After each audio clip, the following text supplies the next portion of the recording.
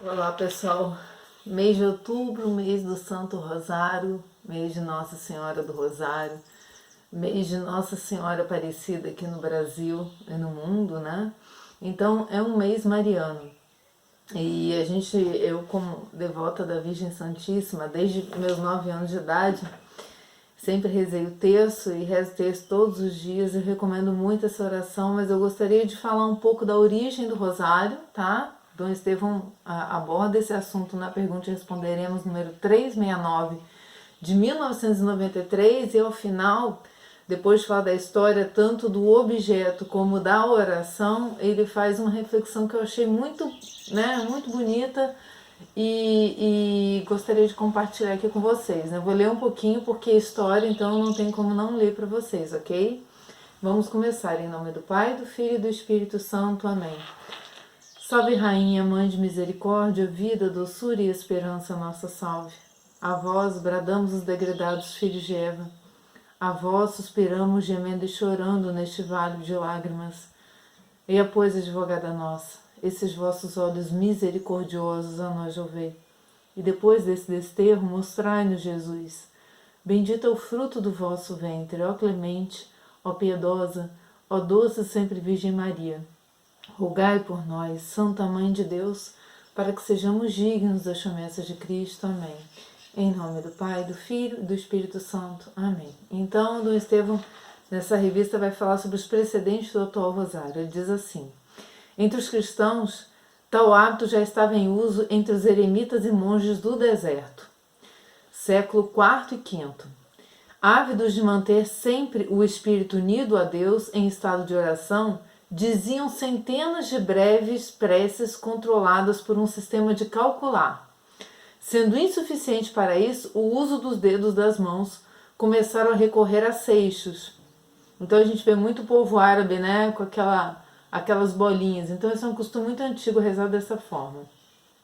Paládio, que é um historiador cristão do século V, refere que um eremita do século IV, chamado Paulo, fez o propósito de recitar diariamente 300 orações dispostas em determinada ordem.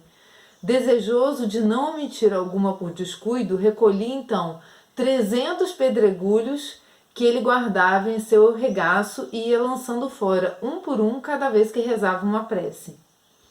Tá aqui na História Lausíaca 20. O mesmo historiador menciona 2 outros ascetas, dos quais um recitava 700 orações e outro 100 por dia. O que faz crer que o costume do eremita Paulo não deveria ser um caso isolado.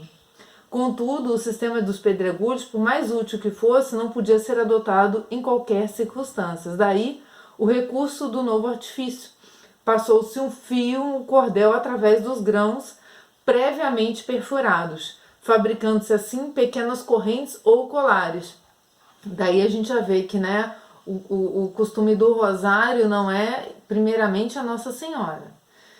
No fim do século X, havia-se implantado entre os fiéis o costume de rezar a oração do Senhor, o Pai Nosso, que inclusive o Evangelho hoje é sobre isso, né? Certo número de vezes consecutivas. Tal praxe teve origem provavelmente nos mosteiros, onde muitos cristãos professavam a vida monástica sem, porém, possuir grande capacidade do estudo, ou seja, já que se não se usa as letras, se usa as orações, né? A prática da oração. Não estavam, por conseguinte, habilitados a seguir a oração comum e oficial da igreja, que compreendia a recitação dos salmos. Em consequência, para esses irmãos ditos conversos ou leigos, os superiores religiosos estipularam a recitação de um certo número de Pai Nosso, em substituição do ofício divino celebrado solenemente do coro. E aí a gente já vai vendo a origem humilde da oração do rosário, né? É para aqueles que não conseguiam ler os salmos ou não tinham essa capacidade de compreender. Então a oração, né, é aquela que traz o Espírito Santo e vem em socorro das nossas dificuldades de falar o que muitas vezes a gente não consegue falar. Ao se tratar de sufrágios por defuntos do mosteiro, enquanto os monges mais capacitados rezavam 150, 100 ou 50 salmos, os conversos, né, aqueles que a gente estava falando antes, rezavam 150, 100 ou 50 vezes a oração do Senhor, Pai Nosso. Nas ordens militares da Alta Idade Média, cujos membros eram leigos, a praxe se tornou mais e mais comum. Assim, os templários, para sufragar o irmão defunto, estavam obrigados a recitar 100 Pai Nosso por dia durante uma semana inteira. Então, esse costume de repetir a oração, ela vem da necessidade de se rogar a Deus, né, por uma causa, em primeiro lugar. Para favorecer esse exercício de piedade, foi se aprimorando a confecção das correntes, que serviam à contagem das preces. Cada um desses cordéis de grão se dividia geralmente em 5 décadas. Cada 10º grão era mais grosso do que os outros, a fim de facilitar o cálculo. Portanto, ainda não se usavam como hoje séries de 10 grãos pequenos separados por um grão maior, pois só se dizia o Pai Nosso. Era só para a contagem, né? Não tinha essa divisão como nós conhecemos no texto. Tais instrumentos eram chamados paternoster, tanto na França como na Alemanha, na Inglaterra, na Itália, ou menos frequentemente, numeralha, fila, computum, né, e outros nomes. Os seus fabricantes constituíam prósperas corporações ditas patenotriers, né? Ao lado de tal praxe, né, de tal prática, ia se desenvolvendo entre os fiéis outro importante exercício de piedade, o costume de saudar em tom filial e alegre a Virgem Santíssima. Fazendo isto, os fiéis intencionavam evocar principalmente as alegrias de Maria aqui na terra.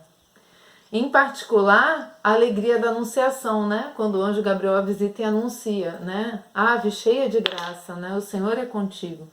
Com este fim, repetiam a saudação do anjo a Maria, Ave cheia de graça, acompanhada das palavras de Elizabeth, bendita és tu entre as mulheres e bendito é o fruto de tuas entranhas. Né? A invocação subsequente, Santa Maria, Mãe de Deus, rogai por nós, ainda não estava em uso na Idade Média. Então a coisa foi se aprimorando também de acordo com o quê? Com a evolução teológica e mariológica dos cristãos, né? Em consequência, por volta do ano de 1150, ou seja, muito tempo depois, né?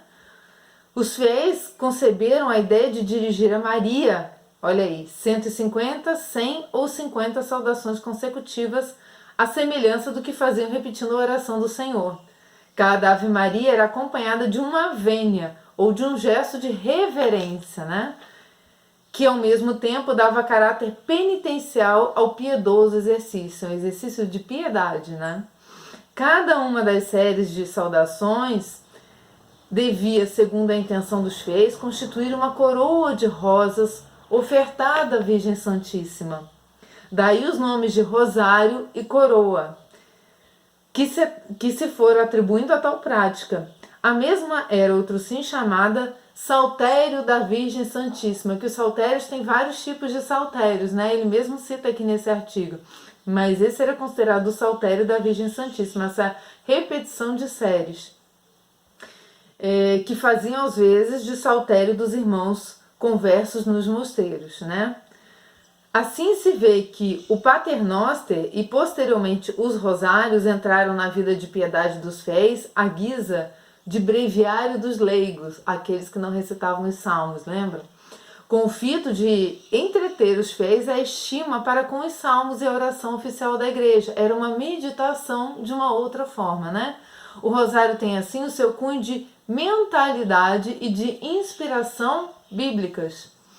Um passo ulterior no desenvolvimento do rosário se deve ao monge cartucho Henrique de Eger, ou de Calcar, né, morto, né, falecido em 1408. Ele redigiu um poema intitulado Psalterium Beatae Maria, no qual estimulava a recitação de um Pai Nosso ante cada dezena de Ave Maria. Olha aí. Ora, este uso de mera devoção foi encontrando espontânea aceitação por parte dos fiéis e veio a tornar-se comum. Então isso foi se aprimorando, foi evoluindo essa divisão através justamente da meditação que se fazia durante essa oração. A difusão e a paulatina generalização desse costume deve-se a um cartucho, Domingos Ruteno, acho que foi o dia dele, foi esse dia, né, do Rosário, né, Nossa Senhora do Rosário, que viveu no início do século XV, né, do século XV. Domingos propunha a recitação de 50 Ave Maria, cada qual com seu ponto de reflexão ou o seu mistério próprio. Então, cada 50 Ave Maria tinha um ponto de reflexão. Outros sistemas de meditação entraram aos poucos em vigor, né? Então as pessoas foram aos poucos meditando sobre como rezar esse saltério. E aí eu vou pular aqui que da prática do rosário, papel de relevo na orientação geral da prática do rosário, sem dúvida, coube a Benemérita Ordem de São Domingos, a qual foi sempre muito caro esse exercício de piedade através de irmandades do rosário, assim como por meio de pregações, escritos, devocionários, etc. Os dominicanos difundiram largamente a devoção. Aí Dom Estevão faz uma observação aqui, né? Ele diz assim, diga-se de passagem, né? É falso afirmar que o rosário é a inovação introduzida ao cristianismo em 1090. Quem o lê colhe a impressão errônea de que o rosário se originou a toque de decreto da suprema autoridade da igreja. Não foi assim. Foi uma prática, um costume, uma tradição dos fiéis leigos. E aí foi finalmente um papa dominicano, né? São Pio V, de 1566 a 1572, quem deu ao rosário a sua forma atual. Ou seja, foi um dos representantes, né, de Pedro. Então foi o Papa, né, o nosso comandante na igreja, quem deu ao rosário essa forma. Por isso que nós acolhemos ele dessa forma, determinando tanto o número de Pai Nosso e Ave Maria como o teor dos mistérios que deve integrar. Ou seja, ele fixou que mistérios eram esses que a gente deveria refletir durante a oração. O Santo Pontífice abriu a eficácia dessa prece à vitória naval de Lepanto, que ontem faria, né, 448 anos. Eu fiz questão de colocar porque esse vídeo é bem vizinho ao dia dessa vitória, que ele deveu ao rosário, né, que salvou de grande perigo a cristandade ocidental. Em consequência, introduziu no calendário litúrgico da Ordem de São Domingos a festa do Rosário, sob o nome de Festa de Nossa Senhora da Vitória. Eu não sabia disso, achei tão interessante. A solenidade foi em 1716, estendida à Igreja Universal, tomando mais tarde o nome de Festa de Nossa Senhora do Rosário.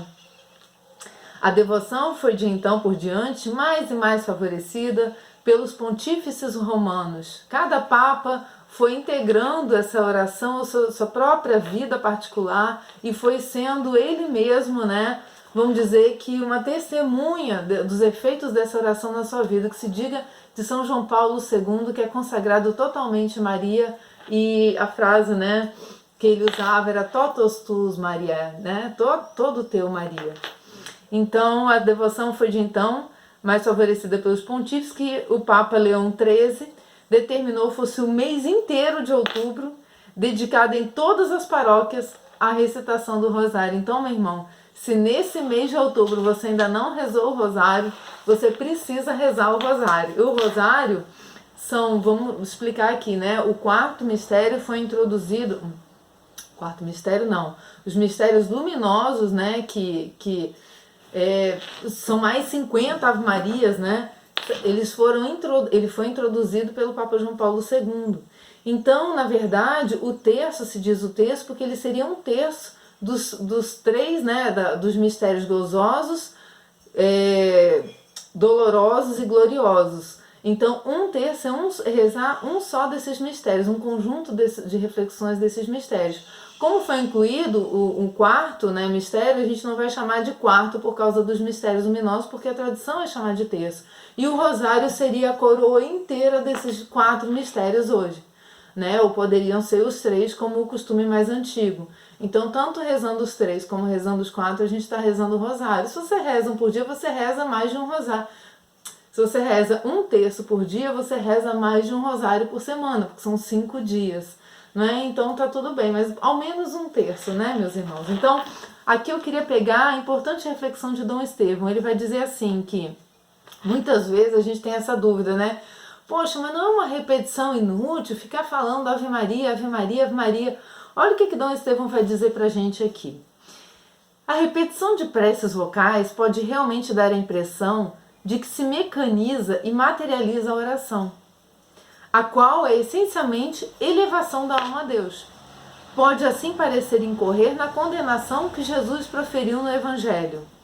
Quando orardes, não multiplicareis as palavras como fazem os pagãos, os quais julgam que serão atendidos em vista da multidão de suas palavras. Esse foi dos alertas que Cristo fez sobre as práticas cristãs, né? Religiosas, na verdade, daquela época do povo judeu, né? Não é, porém, por efeito dessa mentalidade que se repetem as Ave-Marias. Não é para a gente fazer Deus forçar a atender nossas súplicas que a gente fica multiplicando as palavras. Ele vai explicar aqui. Estas têm valor totalmente subordinado. As nossas Ave-Maria têm valor totalmente subordinado. Visam apenas criar uma atmosfera, um clima, dentro do qual o espírito mais compassadamente se possa elevar a Deus, e a contemplação interior acompanhada de atos de amor, que constitui a finalidade da repetição de fórmulas do rosário. Assim como a alma humana, em condições normais neste mundo, precisa da colaboração do corpo até mesmo para exercer suas funções mais sublimes, assim também a elevação da alma a Deus na oração precisa de um esteio sensível, né, que os nossos sentidos a compreendam, que no caso do rosário vem a ser a recitação das Ave Maria. Esta cria como que um espaço espiritual dentro do qual a meditação e o afeto se devem desenvolver. A monotonia das fórmulas é quebrada pelo ritmo progressivo da meditação ou da contemplação. Assim, o rosário põe em ação todas as potencialidades do homem, tanto as espirituais como as corporais, para promover sua união com Deus. Por isso que Padre Pio de Pietrelcina dizia que o rosário é a arma daqueles que querem vencer todas as batalhas. Porque no lugar dele vem batalhar quem? O próprio Deus. Por quê? Porque promove a união com Deus, como disse aqui Dom Estevão. É muito bonita essa oração, né? À luz do que dissemos, vai dizer Dom Estevão, o rosário há de ser tido como expressão característica da natureza humana colocada na presença de Deus. É uma forma humilde de se dirigir a Deus, e mais humilde ainda quando a gente vai através da nossa mãe, Nossa Senhora, que é o sinal maior de humildade dentro da história, né, de toda a história da criação, é Nossa Senhora. Então, mesmo nas principais regiões da Ásia e no islamismo, é costume rezar mediante a repetição da mesma fórmula. Ora, o fato de que tal praxe esteja difundida entre homens de civilizações e temperamentos tão diversos, significa que ela bem corresponde às disposições mais espontâneas da natureza humana, ou seja, não é algo que foi imposto pela igreja, é uma prática que muitos outros povos e nações têm o costume de fazer. E a nós tem o direcionamento de nos fazer refletir sobre os mistérios que nos levam às nossas verdades de fé, as verdades trazidas pelo próprio Cristo para a nossa vida. Vai dizer um teólogo aqui, Dom Estevão vai citar, que é o Dr. A. Klein. As práticas e os métodos de meditação não cristãos dizem-nos que o homem pode ser reconduzido da dispersão e da laceração exterior e interior à reflexão, à interioridade e ao recolhimento, com a ajuda da repetição contínua e aparentemente monótona de uma palavra ou de uma frase. Uma única e mesma palavra, uma única e mesma frase, continuamente repetidas, tornam-se o veículo do recolhimento e da concentração psíquica e espiritual. Que o indivíduo recorra ao esquema orgânico e fixo de uma oração continuamente repetida não é necessariamente uma coisa de que deva envergonhar-se. Pelo contrário, agindo desta forma, o orante manifesta significativamente a sua pobreza e incapacidade na busca do mistério de cuja energia e de cujo centro vive o homem. Que linda essa frase, né? Então, a incapacidade nos faz, né, o mistério, que o mi, né, do grego vem de silêncio, né, o mistério nos faz silenciar, quanto muitas outras coisas nos faz ficar repetindo uma mesma fórmula, mostrando que a gente não alcança muito mais que isso, Então, uma oração piedosa e humilde, né? O Santo Rosário. É por isso que ela é uma arma muito poderosa mesmo, principalmente contra as insídias de Satanás, né? As ciladas que o demônio nos prepara. Então, rezar o texto todos os dias é um verdadeiro combate espiritual.